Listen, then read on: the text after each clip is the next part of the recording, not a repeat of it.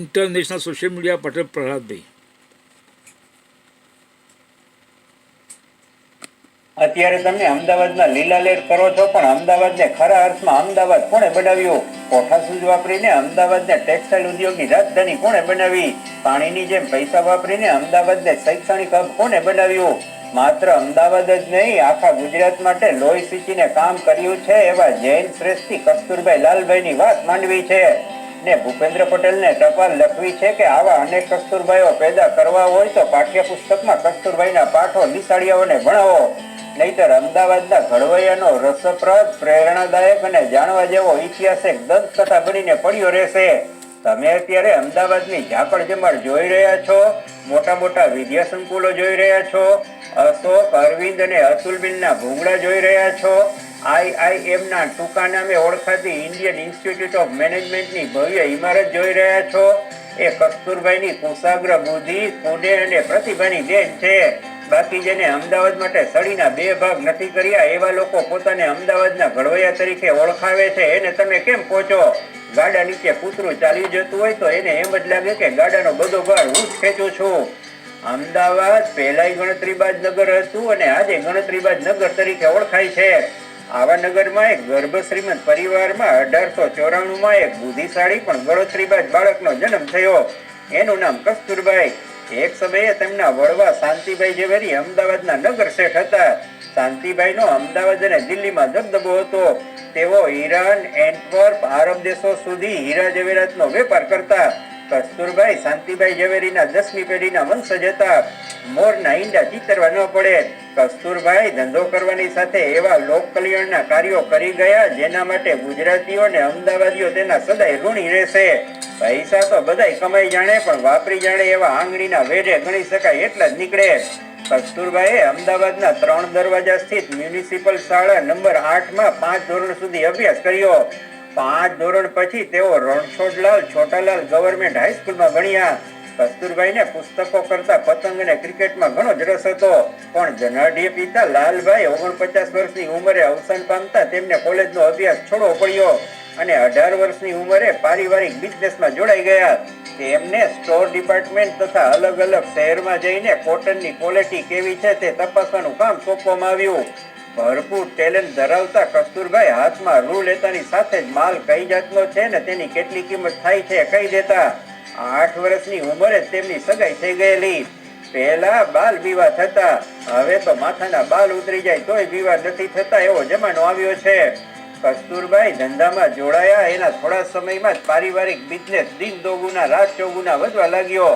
પ્રથમ વિશ્વયુદ્ધ વખતે કાપડની તંગી સર્જાઈ, છતાં કસ્તુરભાઈની સૂઝબૂઝને કારણે રાયપુર મિલનો નફો દિવસે દિવસે વધતો જતો હતો. 1917માં રાયપુર મિલનો નફો 4 લાખને આંબી ગયો. એક સમયે રાયપુર મિલનો શેર 750 હતો, તે રોકેટ ગતિએ વધવા લાગ્યો. કસ્તુરભાઈએ 1918માં 12 લાખની શેર મૂડીથી અમદાવાદમાં અશોક મિલ શરૂ કરી. તેમના વિશ્વાસે 24 લાખના શેર ભરાયા. આ જ કારણે કસ્તુરભાઈએ વિદેશમાંથી મશીનોનો ઓર્ડર આપ્યો.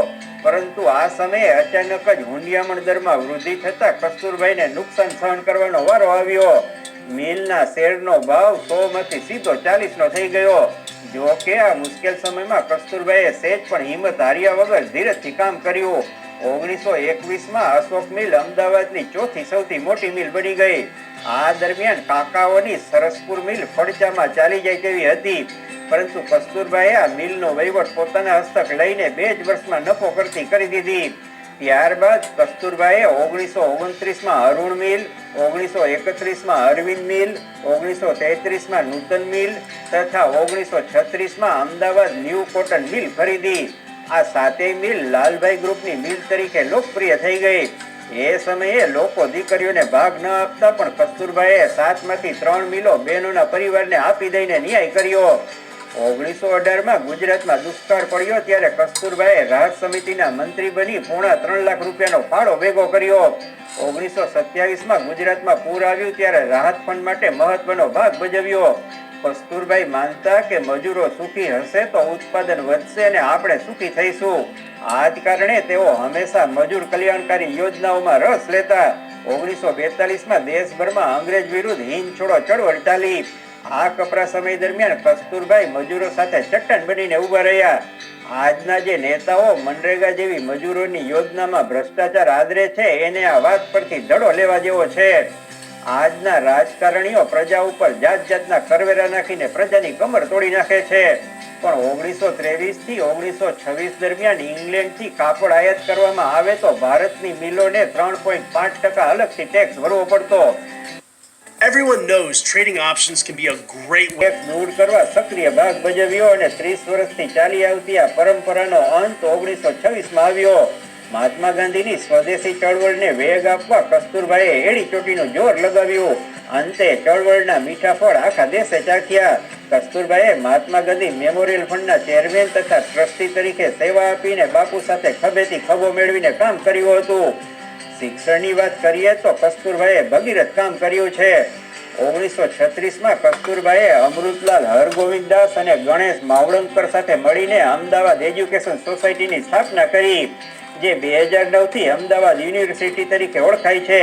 અમદાવાદ એજ્યુકેશન સોસાયટી હેઠળ કસ્તુરભાઈએ HL college of commerce, LD arts, MG science institute, LM college of pharmacy, AG teachers college સહિતની કોલેજો શરૂ કરવા માટે 1.37 કરોડ રૂપિયાનું ફંડ ભેગું કર્યું હતું. તેમાં કસ્તુરભાઈ લાલભાઈ પરિવારનો હિસ્સો 60 લાખ રૂપિયા હતો. 1946માં ગુજરાત યુનિવર્સિટીના વિકાસ માટે 70 લાખ રૂપિયા ખર્ચીને 625 એકર જમીન લીધી હતી. 1945માં LD એન્જિનિયરિંગ કોલેજ શરૂ કરી.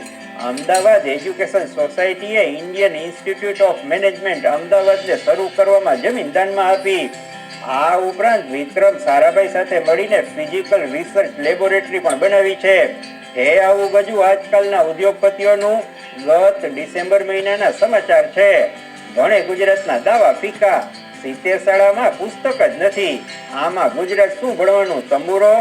ભારત પાકના ભાગલા બાદ કરાચી બંદર પાકિસ્તાનમાં જતું રહ્યું. આથી ગુજરાત નજીક એક બંદરનો વિકાસ કરવાની જરૂર ઊભી થઈ. આ માટેનો સર્વે કરવા જે સમિતિ રચાઈ તેમાં કસ્તુરભાઈ અધ્યક્ષ બન્યા અને તેમણે કંડલાનું નામ સૂચવ્યું. પછી મિત્રો સાંભળી લો, કંડલા બંદર કસ્તુરભાઈના ભેજાની નીપજ છે. ગામ હોય ત્યાં અમુક ડાભુરિયા પણ હોય. કેટલીક અદક પાસળીઓને લીધે 1948માં લાલભાઈ ગ્રુપનું નામ કાળા બજારમાં સંડોવાયેલા બિઝનેસ હાઉસની યાદીમાં મૂકવામાં આવ્યું. આવકવેરા વિભાગે આ અંગે તપાસ કરી. આરોપો ખોટા સાબિત થયા અને 10 વર્ષ બાદ લાલભાઈ ગ્રુપને ક્લીન ચીટ આપવામાં આવી. કસ્તુરભાઈ ચુસ્ત જૈન હતા. જૈન સમાજ તેમની દરિયાઉ દિલ્હીને કદી ભૂલી શકે નહીં. તેમણે જૈનોના તીર્થધામો રાણકપુર, દેલવાડા, શત્રુંજય, તારંગા, કુંભારિયા અને ગિરનાર સ્થિત સ્થાપત્યોનો જીર્ણોદ્ધાર કરાવીને સમાજનું ઋણ ચૂકવ્યું હતું. આ તો અમે કસ્તુરભાઈ 10% વાત જ કરી છે. બીજી 90% માહિતી વાંચવી હોય તો આ પુસ્તક મેળવી લેજો. તમે વાંચજો અને તમારા ટાબરિયાઓને પણ વંચાવજો. વાંચે ગુજરાત અભિયાન ચાલુ થાય છે પણ કોઈ વાંચતું નથી. રીલ જોવામાંથી ઊંચા આવે તો વાંચે ને. ગુજરાતીઓને ચોપડા પૂજનમાં જેટલો રસ છે એટલો ચોપડી પૂજનમાં નથી.